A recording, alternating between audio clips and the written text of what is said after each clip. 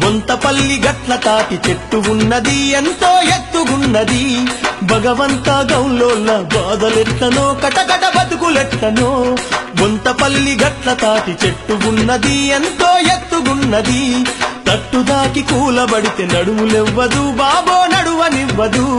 తల్లడిల్లుకుంటూనే కళ్ళు గీయబోయినా ఎగదమ్ము తీసుకుంట ఎక్కినా